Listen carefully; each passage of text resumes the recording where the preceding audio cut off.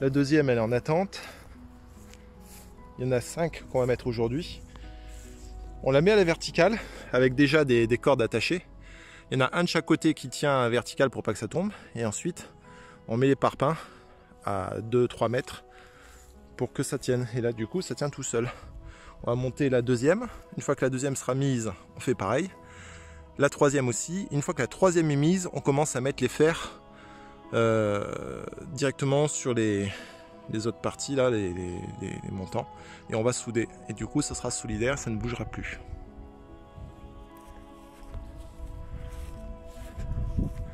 Donc 5 de près et 5 qui seront à faire pour finir.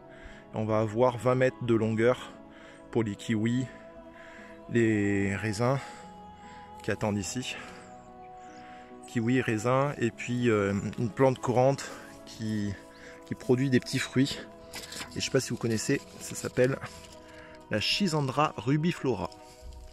Là j'ai 6 pieds de ça, avec les kiwis derrière. Et les vignes, je suis parti sur la vigne Muscat de Hambourg, la vigne Cardinal et la vigne Chasselas de Tramontaner. Et puis il y en a d'autres derrière. Voilà. Allez, on attaque.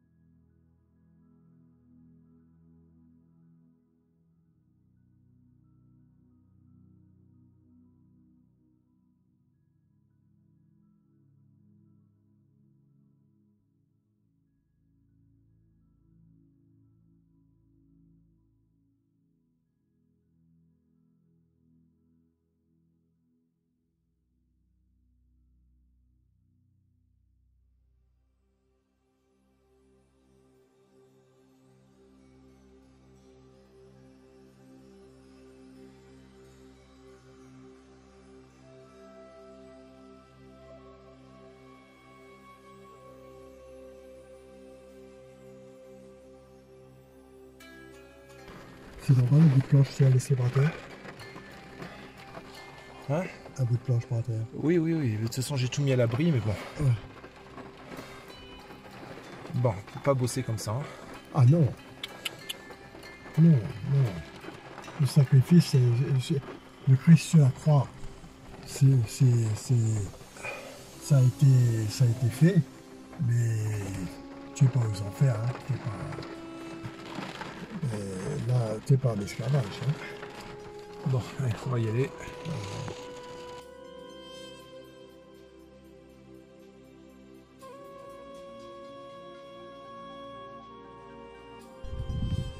Bon, je viens de finir de fixer les premiers gonds. Là, je suis droit. Maintenant, il reste à espérer que ça tienne. Je vais pouvoir retirer les cales, voir si ça tient. Et si ça tient, on pourra passer au panneau suivant. Il y a toujours un peu d'appréhension. On va dégonfler ça. Oh putain, ça bouge. Ça bouge. Je dégonfle ça. Allez. Dégonfle-le. Voilà. Il est dégonflé. Faut que je vire la cale ici. Allez. Allez, vire-toi. Allez.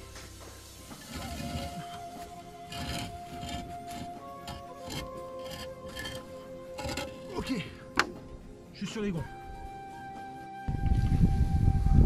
Alors j'ai fixé la pièce sur le portail en bois pour pouvoir virer ce truc là qui est temporaire. En fait il me retient mon portail quand il y a beaucoup de vent. Derrière sur le côté rue, donc j'ai mis cette barrière de parking. J'ai percé mes trous, j'ai mis la tige filetée de 14, j'ai mis du scellement chimique, il ne me restera plus que les rondelles et les écrous à mettre. Lui il peut se rabattre. Et comme ça, comme mon terrain est en pente, on voit que ça penche sur le côté gauche. Et bien là ça permet d'avoir une cale derrière le portail. Donc pourquoi est-ce que j'ai mis cette pièce-ci? Parce qu'en fait la barre qui va remplacer cette planche de bois, je l'ai fixée au sol avec pareil une goupille en diamètre 10. Donc j'ai fixé cette pièce là, j'ai percé en 12, j'ai mis du scellement chimique, j'ai mis de la tige filetée, rondelle et écrou. Là donc avec la goupille. Ici donc il y a une motte de terre, il faudra que je vire plus tard et ça permettra donc à la barre de toucher le sol. Maintenant, on va récupérer ça. Hop. On va la ramener jusqu'au portail. Voilà. Premier essai. Alors, on va mettre la goupille à l'intérieur. J'ai une seule main, c'est pas pratique. Voilà.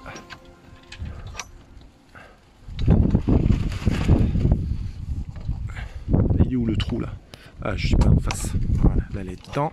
Et voilà, ma goupille dedans. Je ramène ma petite protection dessus. Et elle est dedans. Et voilà. Et là, ça bouge plus. Et je vais pouvoir virer ma planche. Yes. Hop. Planche virée.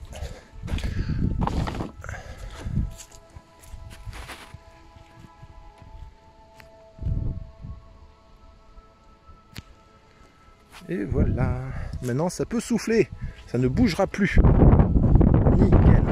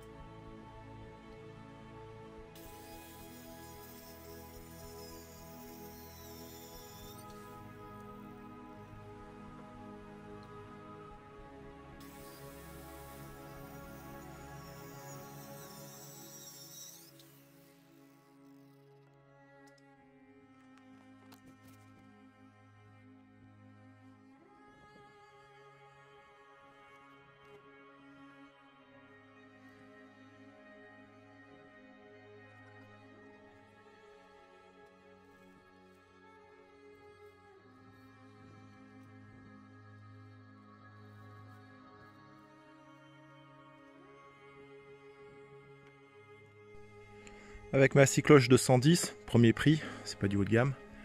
J'ai percé donc les cuves en partie supérieure. J'ai fait en sorte que la coupe supérieure soit le plus près possible du haut.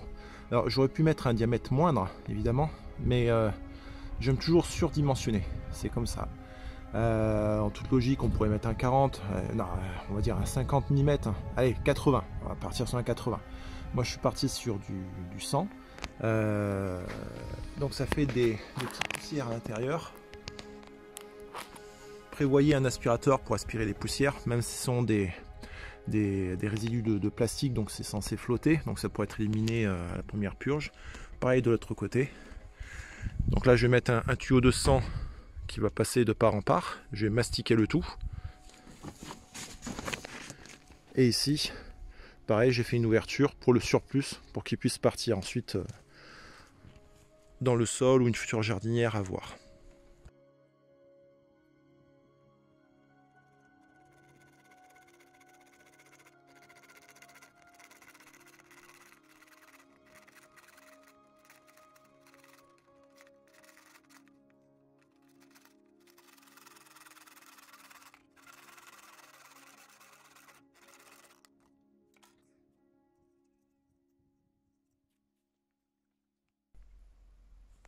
Donc le tuyau de surplus de la première cuve vers la deuxième donc, est coupé.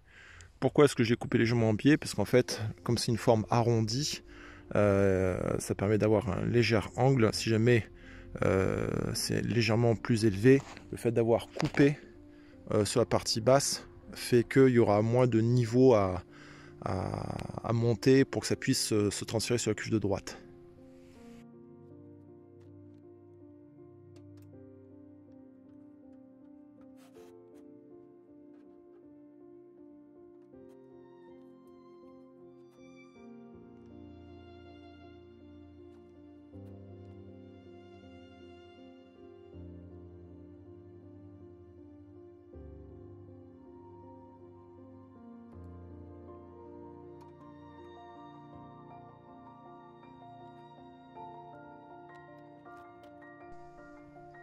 Voilà, donc le raccord des deux cuves est fait.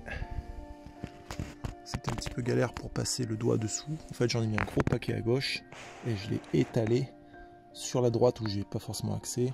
Et j'ai regardé par dessous pour voir si je ne voyais pas de petits trous. J'en voyais. Donc j'en ai remis une couche et puis je l'ai repassé.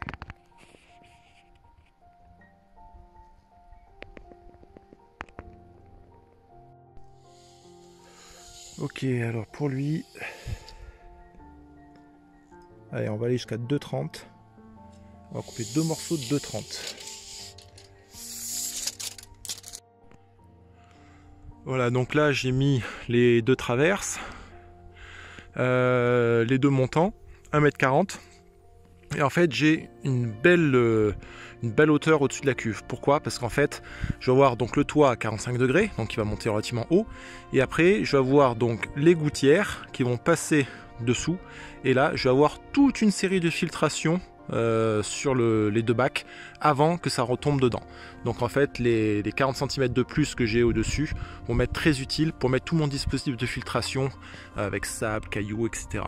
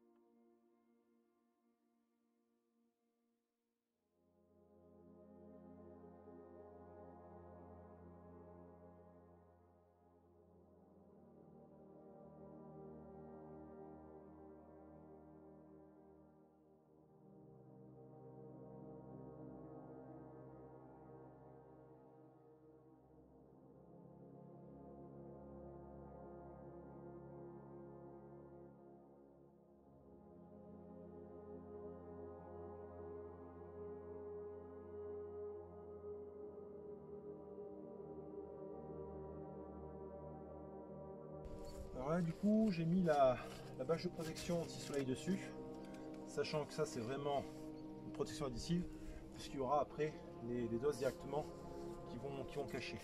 Ici, là, on voit la sortie du trop-plein des cuves. Il faut que je perce ça.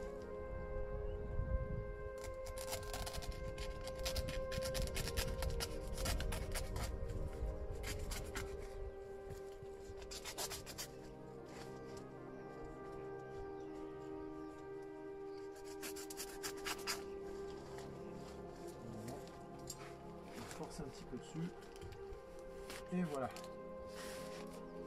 Et là, on est dedans. Voilà.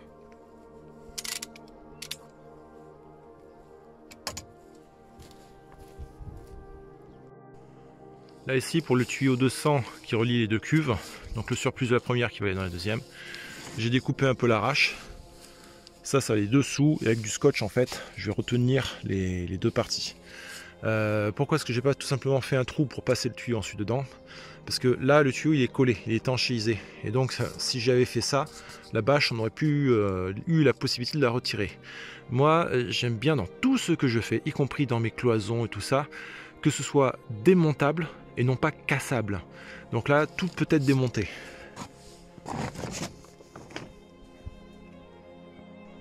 Ensuite je vais mettre de la toile neige. Alors pourquoi est-ce que je mets de la toile neige sur un abri qui est censé simplement servir à recevoir l'eau de pluie, elle est dans les cuves après entre guillemets filtration grossière. Tout simplement parce que comme j'ai un angle de 45 degrés, il faut rappeler pourquoi je fais un angle de 45 degrés, puisque c'est l'angle qui est nécessaire pour les tuiles en bois, les bardeaux. Et donc comme je n'ai pas les moyens financiers pour l'instant de faire ça en bardeau, je prévois déjà la pente pour que je puisse le faire plus tard. Et comme il y a un angle donc, de 45 degrés, on voit beaucoup de place, aussi bien au-dessus du bassin que vous voyez ici, qu'en dessous, là on a à peu près 30-40 cm. Donc les 30-40 cm qui est en dessous, là ce sera tout le système de filtration avec les graviers de pouzzolane, le sable, les gravillons, etc. Et par contre toute la partie dessus, je vais pouvoir mettre des dalles d'agencement ou bien des planches de récupération. Et dessus je stockerai tout mon matériel de jardin, tous mes outillages. Et comme ça je ferai une petite trappe sur le côté, ça me permettra d'y accéder. Donc en fait 2 en 1. Et donc la toile de neige sera une sécurité pour éviter que si jamais il y a de la grosse grêle qui tombe et que ça pète mes tuiles, qu'il n'y ait pas d'eau qui coule sur l'outillage ou les matériels qui sont sous le toit. Voilà. Sachant que les bardeaux sont beaucoup plus résistants à la grêle que les tuiles, sauf si on passe sur de la tuile classe 4, mais ça coûte une blinde. Ah purée, il commence à neiger.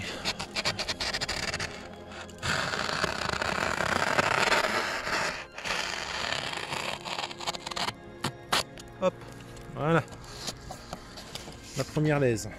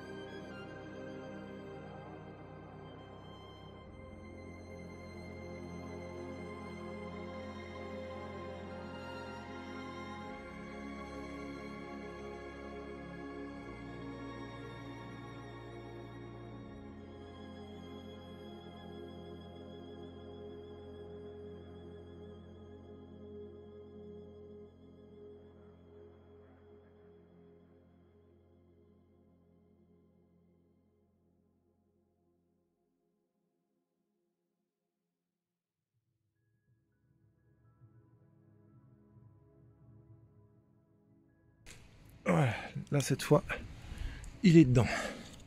Il est enfoncé. Voilà, ça là-haut, comment ça se présente. Et ben voilà. Nickel. Nickel. Parfait. Et on va visser ça.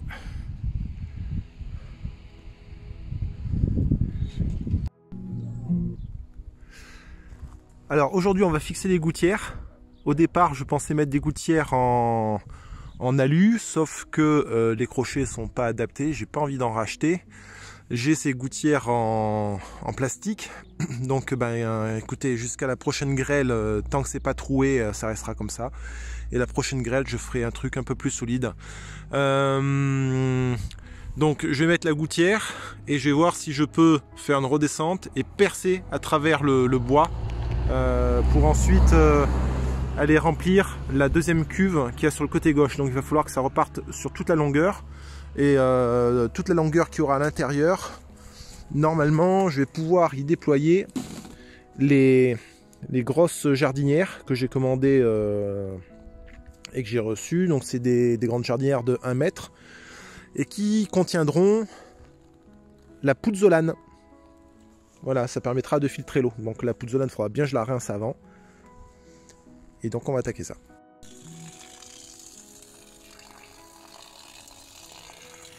Ok, j'ai purgé plus gros. On fera un dernier nettoyage quand ce sera percé avec la cycloche de 80. Là l'eau est déjà beaucoup plus claire. C'était carrément marron tout à l'heure.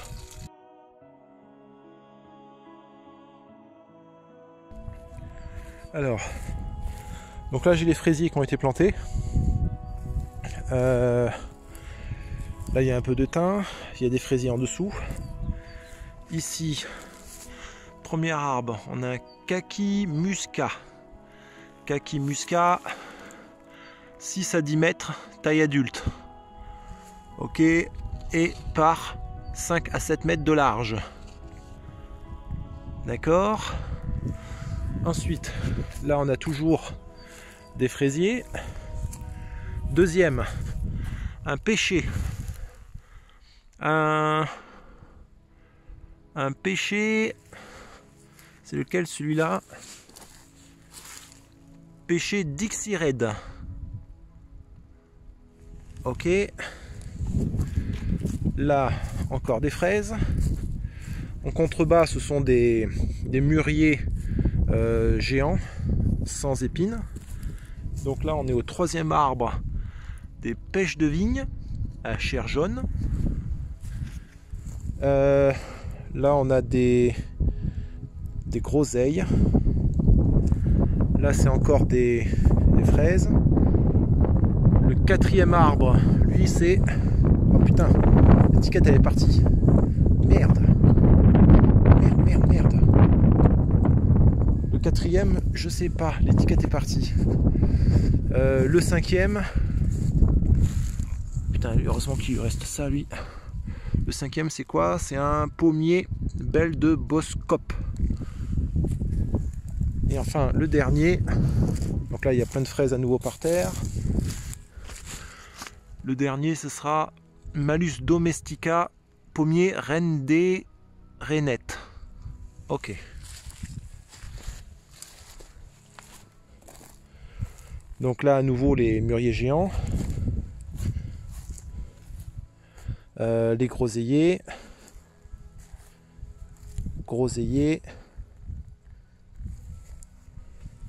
Et là, ici, ce sont les mûriers. Des mûriers de taille plus réduite qu'il faudra que je plante. Je ne les ai pas encore fait. 4, 4, 8, 9, 10, 11, 12. Il faut que je trouve la place pour les mettre.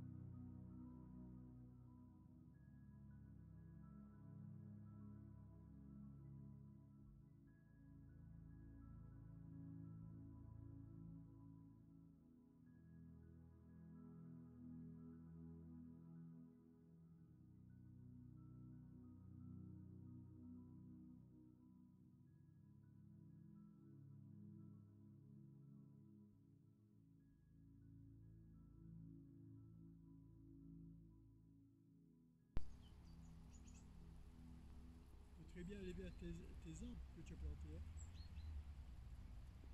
Alors là, il dévore toutes les feuilles. Hein.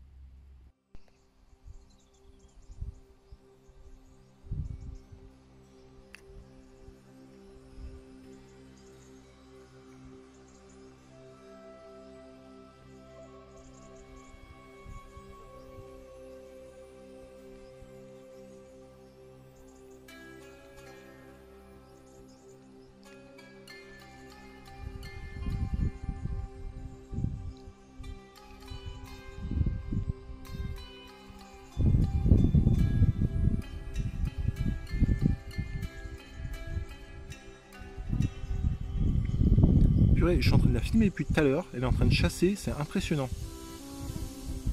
Elle était en train de se reposer, elle s'était posée sur le parpaing.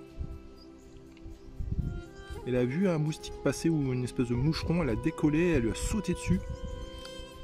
J'ai de la chance d'avoir des...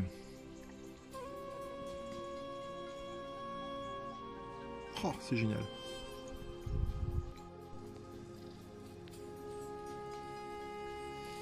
Où tu vas ?